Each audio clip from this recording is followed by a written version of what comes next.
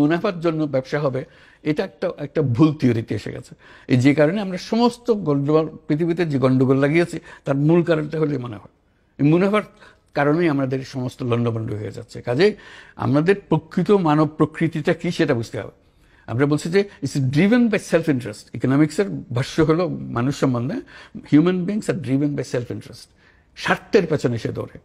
তাহলে তো একটা সম্পূর্ণ ভুল একটা ডেফিনেশন হিউম্যান বিংয়ের।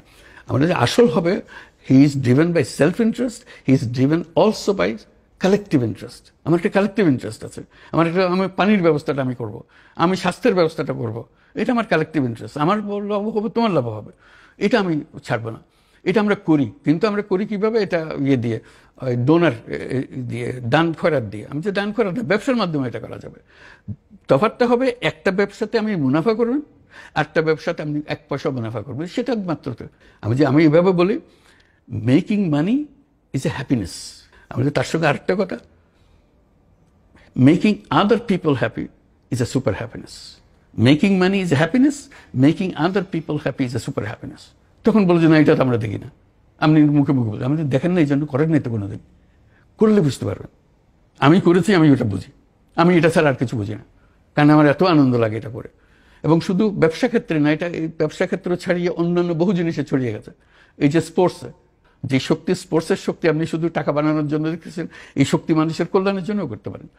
এটার থেকে নানা কথা ঘুরিয়ে এটার আলোচনা হতে হতে শেষ পর্যন্ত ফ্রান্সের লোকজন আমার দাওয়াত করলো যে এটা আমাদেরকে ভালো করে বোঝান, আমরা এটা কীভাবে ব্যবহার করবো। কেন?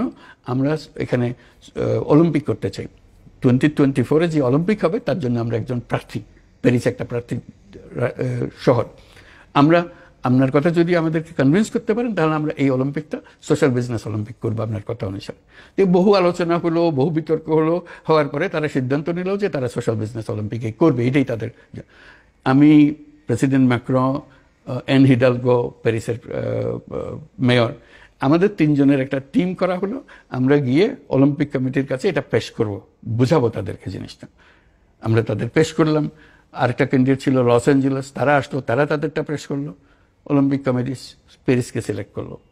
সেই থেকে তারা প্রস্তুতি নিচ্ছে। আমি তাদের প্রস্তুতি কমিটির একজন মেম্বার, কারণ এটা সোশ্যাল বিজনেস অলিম্পিক করতে হবে।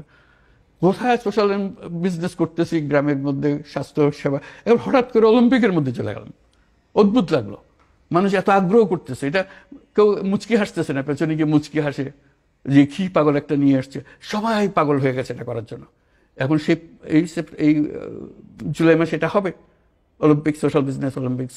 তারা এটা প্রচারণা করছে এখন যে এটা আমাদের সোশ্যাল বিজনেস অলিম্পিক হবে। এইটা দেখে এখন মিলান আমার এই ডাকাডাকি করছে, মিলান এবং মিলান কর্টিনো উইন্টার অলিম্পিক 2026। আমি স্পোর্টসের মানুষ না, আমি কোনোদিন স্পোর্টসের সঙ্গে জড়িত ছিলাম না। এখন আমি স্পোর্টস মহলেই ঘোরাফেরা করি, তারা আমার নিয়ে নাচানাচি করে। আমি তাদেরকে বলে আপনাকে আসতে হবে, এই কয়েকদিন পরে আমাকে যেতে হবে এই মিলানে তাদের ডিজাইনটা করার জন্য, প্রাথমিক ডিজাইনটা। এবং বলছে যে আপনি প্যারিসে যাটুকু করতে তার দ্বিগুণ করতে হবে আমাদের এখানে সোশ্যাল বিজনেস, যাতে করে এটা স্পষ্টভাবে তুলে ধরতে পারে।